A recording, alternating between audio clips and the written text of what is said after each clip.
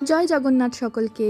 আমাদের ভিডিওর এবারের ইন্ট্রো দেখে আপনারা এতক্ষণে নিশ্চয়ই বুঝে গেছেন যে আমাদের এবারের গন্তব্য হলো শ্রী জগন্নাথ ধাম পুরী।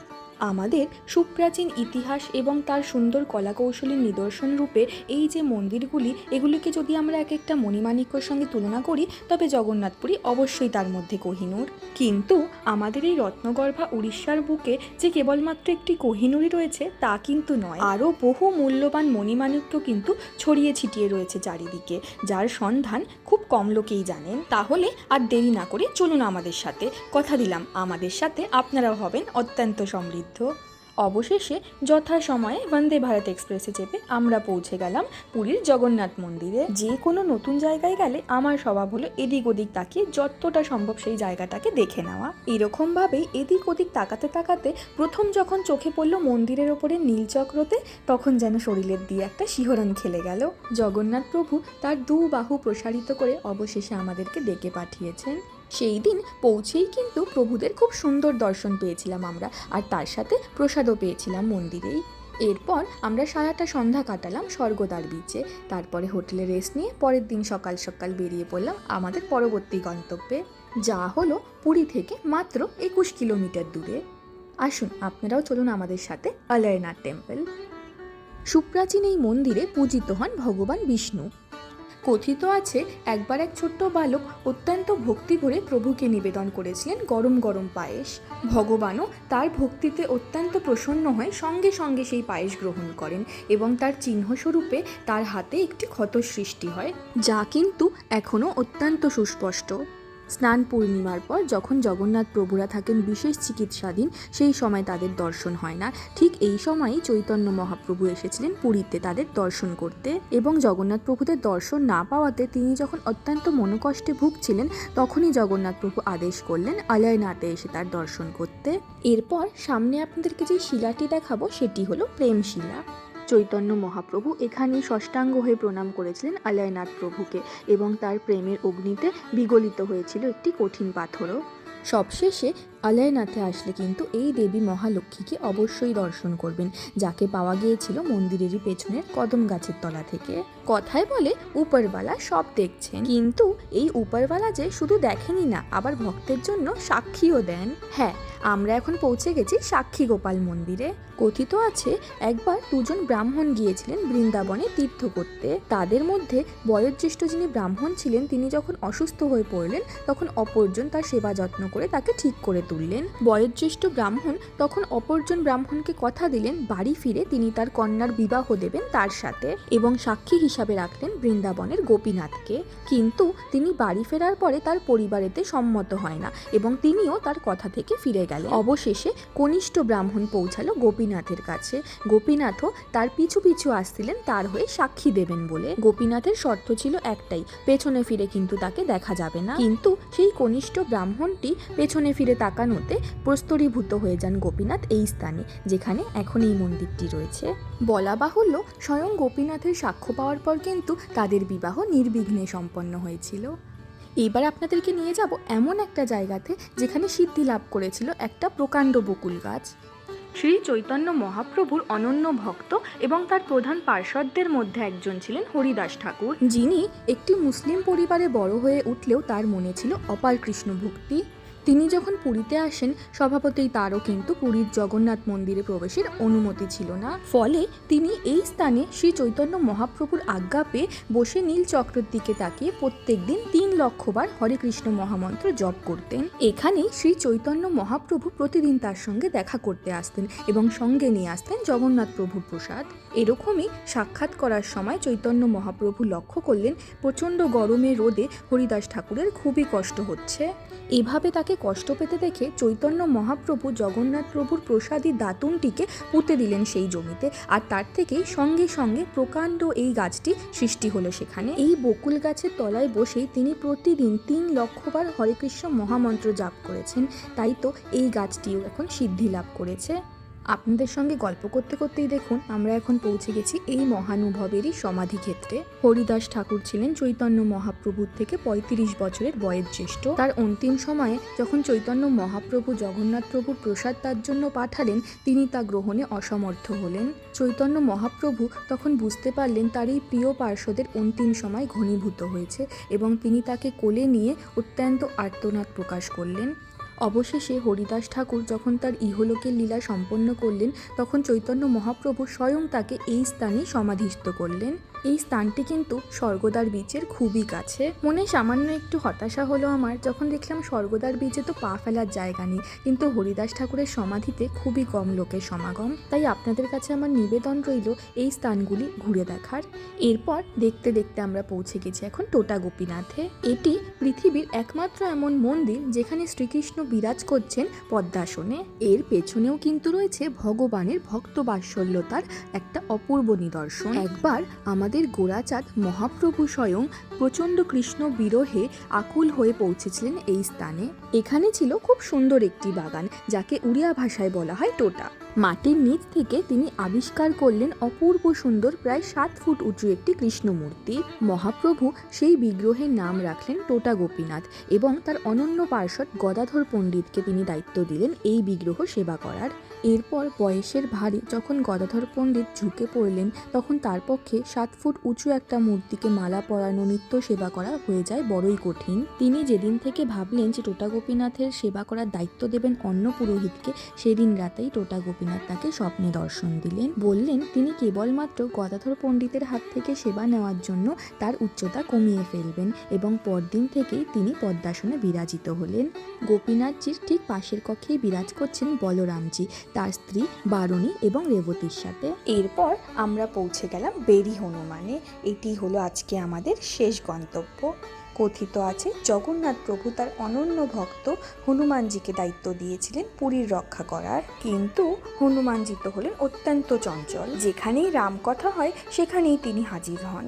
এরমভাবেই একবার তিনি চলে গেলেন সোজা অযোধ্যায় এবং সেই ফাঁকে সুযোগ পেয়ে সমুদ্র দেবতা ঢুকে আসলেন পুরীর মন্দিরের ভেতরে। জগন্নাথ প্রভুও তখন মন্দির প্লাবিত হওয়ার কারণ জেনে হনুমানজিকে বেড়ি দিয়ে আটকে রাখেন, যাতে তিনি চিরন্তন এখানে থাকেন এবং পুরীর রক্ষা করেন। নেক্সট ডে আমরা আবার তাড়াতাড়ি তৈরি হয়ে বেরিয়ে পড়লাম আমাদের পরবর্তী গন্তব্যের উদ্দেশ্যে। যাওয়ার পথে হাইওয়ের ধারে ভালো ডাব দেখতে পাওয়াতে দাঁড়ালাম আমরা সেখানে কিছুক্ষণ গলা ভেজাতে। এরপর আমরা পৌঁছালাম আমাদের পরবর্তী গন্তব্য, ছবির মতো সুন্দর একটা গ্রাম রঘুরাজপুরে। এই গ্রামটি পটচিত্র গ্রাম নামে কিন্তু সারা বিশ্ব বিখ্যাত। আর বিখ্যাত হবে নাই বা কেন, এখানে থাকে ১৬০টিরও বেশি পরিবার, যারা প্রত্যেকেই বংশ পরম্পরায় করে চলেছেন এই চিত্রকর্মের কাজ। সেই সুবাদেই কিন্তু এই আস্ত গ্রামটি হেরিটেজ ভিলেজের খেতাবও আদায় করে নিয়েছে। পুরীর রথে যে সমস্ত পটচিত্র আপনারা দেখতে পান তাও কিন্তু এই গ্রামের বাসিন্দারাই নিজে হাতে করেন। স্নান পূর্ণিমার পর জগন্নাথ, বলভদ্র এবং সুভদ্রা দেবী হয়ে যান অসুস্থ এবং তারা থাকেন বিশেষ চিকিৎসার অধীনে। এই সময় মন্দিরের মূল গর্ভগৃহে ভগবানদের একটি পটচিত্র পুজো করা হয়, সেটিও কিন্তু নির্মাণ করেন এই গ্রামের শিল্পীরাই, তাও আবার জগন্নাথ প্রভুরই আজ্ঞাতে। আমাদের বিশেষ সৌভাগ্য হয়েছিল এই গ্রামে গিয়ে শিশিরকান্ত শতপথীর সঙ্গে দেখা করার এবং ঘুরে দেখা তার আর্ট স্টুডিও। তিনি আমাদেরকে পটচিত্র তৈরি কীভাবে হয় তাও দেখালেন। পটচিত্র ছাড়াও এখানে আরও হরেক রকমের জিনিস আপনারা পেয়ে যাবেন। এরকম এক টুকরো উড়িষ্যার নিদর্শন আপনারা কিন্তু বাড়ি অবশ্যই নিয়ে আসতে পারেন। ভিডিও ডেসক্রিপশানে আমি ওনার কন্ট্যাক্ট নাম্বার দিয়ে রাখলাম, আপনারাও চাইলে সংগ্রহ করতে পারেন ওনার হাতের তৈরি পটচিত্র। এরপর আমরা চললাম আমাদের পরবর্তী গন্তব্য কোণারকের সূর্য মন্দিরে। ভাবলেও অবাক লাগে না ৮০০ বছরের প্রাচীন এই ভব্য মন্দিরে কিনা একটিবারের জন্যও পুজো পাননি কোনো দেবতা। ১৩০০ শতকে পূর্ব গঙ্গবংশীয় রাজা নরসিংহদেব প্রথম তৈরি করিয়েছিলেন এই ভব্য মন্দিরটি। কলিঙ্গ স্থাপত্যের অপূর্ব সুন্দর নিদর্শন এই মন্দিরটি তৈরি করা হয়েছিল ভগবান সূর্যদেবের জন্য। তাই তো পুরো মন্দিরটি নির্মাণ করা হয়েছে সূর্যদেবের রথের মতো করে, যাতে রয়েছে ২৪টি চাকা এবং ৭টি ঘোড়া, যা দিয়ে দিনের ২৪ ঘন্টা এবং সপ্তাহের ৭টা দিনকে বোঝানো হয়। সময় কারুর জন্যই থেমে থাকে না, ঠিক তেমনই জীবনও থেমে থাকে না কারুর জন্য। এই ২৪টি চাকা দিয়েই অপূর্ব সুন্দরভাবে জীবনচক্র এবং সময়চক্র দুটিকেই ফুটিয়ে তোলা হয়েছে। এই চাকাগুলি শুধুমাত্র যে মন্দিরের সৌন্দর্য বর্ধন করার জন্য করা হয়েছে তা কিন্তু নয়।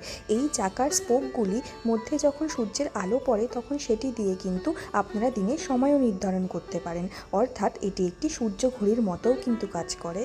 আবার চারিদিকে দেয়ালের মধ্যে খোদাই করা রয়েছে রাজরাজাদের জীবনী, সাধারণ মানুষের দৈনন্দিন জীবনের বহু গল্প, যা দিয়ে জীবনচক্রকেও কিন্তু খুব সুন্দরভাবে তুলে ধরা হয়েছে।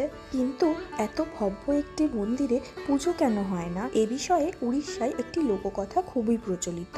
রাজা নরসিংহদেব প্রথম 1200 জন কারিগর দিয়ে 12 বছর ধরে এই ভব্য মন্দিরটি নির্মাণ করিয়েছিলেন এবং তিনি একটি সময় বেঁধে দিয়েছিলেন, যার মধ্যে এই মন্দির নির্মাণের কাজ শেষ না হলে এই 1200 জন কারিগরকেই তিনি মৃত্যুদণ্ড দেবেন বলে ঘোষণা করে দিয়েছিলেন। বাকি মন্দির নির্মাণের কাজ শেষ হয়ে গেল, মন্দিরের চূড়ার ওপরের যে পাথরটি সেটি বসানো নিয়েই হয়েছিল সমস্যা। তখন মন্দিরের প্রধান স্থপতি বিশু মহারানার 12 বছরের ছেলে ধর্মপদ আসে উদ্ধার কার্যে। বালক হওয়াতে সে তার সূক্ষ্ম দেহকে নিয়ে সহজেই পৌঁছে দেয় সেই দুর্গম স্থানে এবং স্থাপন করে সেই পাথরটি। কিন্তু সেখান দিয়ে ফেরবার পথেই ঘটে একটি দুর্ঘটনা এবং সেখান থেকে পড়েই তিনি মৃত্যুবরণ করেন। মন্দির স্থাপনার আগেই এরকম একটি দুর্ঘটনা ঘটার ফলে এই মন্দিরে আর পুজো হয় না। অপূর্ব এই কোণারক মন্দির দর্শন করে আমরা এখন চলে এসেছি চন্দ্রভাগা বিচে।